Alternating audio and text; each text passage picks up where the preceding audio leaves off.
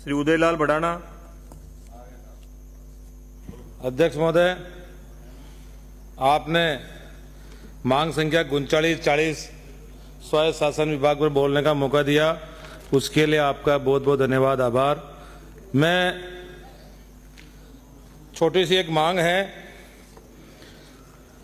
ग्राम पंचायत मांडल के अंदर ग्राम पंचायत है। मैं भीलवाड़ा जिले से आता हूं और भीलवाड़ा जिले में मांडल विधानसभा है और मांडल विधानसभा में एक भी नगर पालिका नहीं है।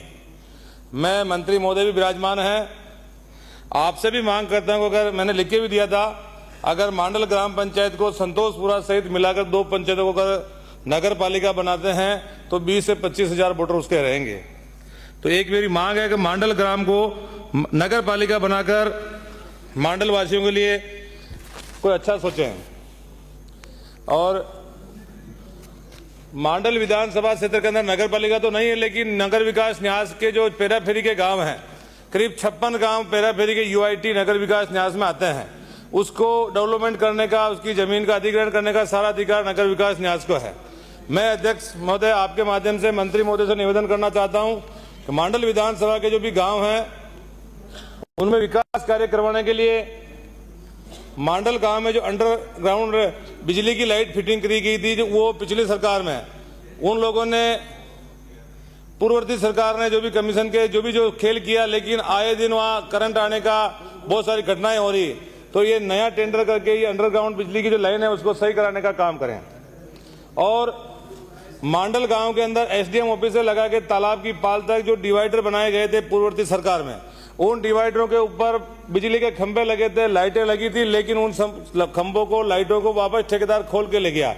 या तो उस टेंडर का अंदर वो लाइटें थी या नहीं थी, अगर थी तो उसको खोल करके क्यों ले गए। वापस पुनः मांडल में उजाले के लिए उन्हीं डिवाइडरों के ऊपर लाइटें लगाई जाए और मांडल वासियों को उजाला और रोशनी की व्यवस्था की जाए।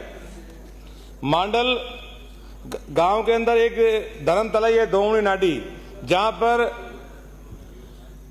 ये 11 के दिन मेला भरता है, करीब 50,000 लोग रहते हैं। और मांडल गांव में एक बहुत बड़ा तालाब है जो राजस्थान का सबसे बड़ा तालाब है, करीब 300 फीट चौड़ी उसकी पाड़ है, वो बांध है लेकिन उसको तालाब का दर्जा है। उन दोनों को सौंदर्यकरण किया जाए और भीलवाड़ा में जैसे मानसरोवर झील बनी हुई उसी तर्ज पर मांडल गांव में दोवनी नाटी, धर्मतलाई और मांडल के तालाब का सौंदर्यकरण किया जाए और उसका जीर्णोद्धार करके उसका सौंदर्यकरण करें, जिससे कि आवागमन का, आने जाने वालों को उसका रहे और उसकी आमदनी भी बढ़े मांडल वासियों की।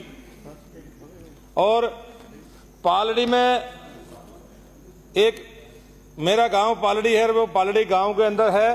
मैं सभापति आपके महोदय आपके माध्यम से निवेदन करना चाहता हूं, जैसा कि भीलवाड़ा नगर विकास न्यास के अंदर जो पिछले पूर्ववर्ती सरकार में, कांग्रेस सरकार के वक्त में जितने घोटाले में, जो जमीनों के जितने घोटाले में शायद राजस्थान में कहीं भी नहीं होंगे। और आज एक भी कॉलोनी भीलवाड़ा शहर के अंदर ऐसी नहीं जहां पर नगर विकास न्यास के 100 200 प्लॉट बचे हैं, क्योंकि चारों मेरे पेराफेरी के गांवों में कॉलोनी काटते हैं भूमाफिया, वहां पर जमीनों का सारा मुआवजा शहर के अंदर लेते हैं। ये मैंने पिछली बार भी बोला था, मंत्री महोदय से मैंने निवेदन भी किया था, ये एक्शन में भी रहते हैं, ये करेंगे कार्रवाई। पर वो पेराफेरी के गांवों में कॉलोनियां काटते हैं, वहां पर रोड बनाते हैं, जहां पर एक भी बच्चा निवास नहीं करता, वहां पर नगर विकास न्यास के अरबों खरबों रुपए लगा के रोड बना देते हैं, लाइटें लगा देते हैं।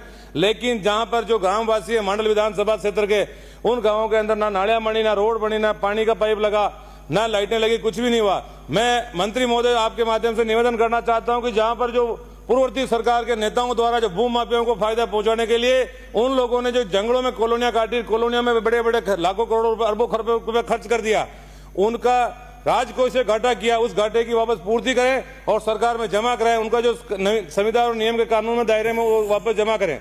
और ग्राम जो 56 गांव, उन ग्रामवासियों को, क्योंकि उनकी चारागाह भूमि को उन्होंने लिया, सब कुछ लिया, लेकिन उन ग्रामवासी बेचारे विकास के लिए तरस रहे हैं। उन गांवों का विकास किया जाए।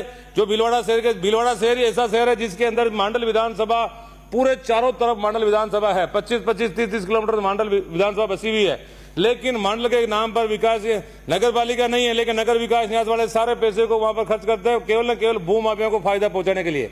भू माफियाओं पर कार्रवाई करें, क्योंकि वहां पर एक पालड़ी गांव है, छोटी पुलिया से होता हुआ सीधा पालड़ी गांव का ब्रिज बनता है तो वहां कम से कम 70 गांवों को आने जाने की सुविधा मिलेगी।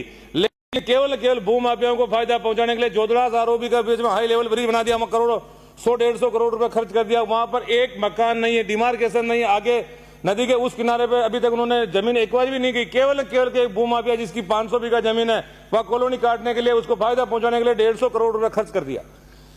ऐसा जहां लोग निवास करते हैं उन लोगों आप डेवलपमेंट करो, वहां भला करो तो ठीक बात है, लेकिन केवल भू माफियाओं को फायदा पहुंचाने के लिए आप अगर काम कर रहे हो, तो 500-600 बीघा भूमि को एक भी फिट जमीन वहां एक बार नहीं कही गई। वहां 150 करोड़ का एक ब्रिज बना के छोड़ दिया गया।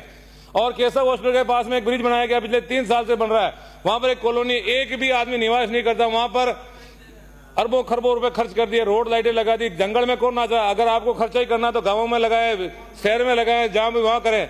जो ये सरकार का पैसा उसका केवल भू माफियाओं के खिलाफ जो फायदा पहुंचाने के लिए, जितना मैंने पिछली बार बताया था, हलेड़ के अंदर, हलेड़ से लगा के समेड़ा तक एक रोड निकाला था, उसका अभी तक डिमार्केशन नहीं हुआ, वहां पर फसलें खड़ी हुई है।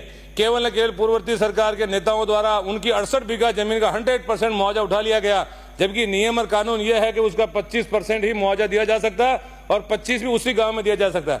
शहर की जो पोस्ट कॉलोनियां हैं उसके अंदर 25% के हिसाब से मुआवजा दे सकते हैं, लेकिन 100% 68 बीघा आज की कंडीशन में, वहां पर मैं मंत्री महोदय को फोटो भी दिखाऊंगा, वहाँ फसल खड़ी है लेकिन रोड का अपनी जमीनों का फायदा पहुंचाने के लिए काम किया जा रहा है। मंत्री महोदय बिराजी।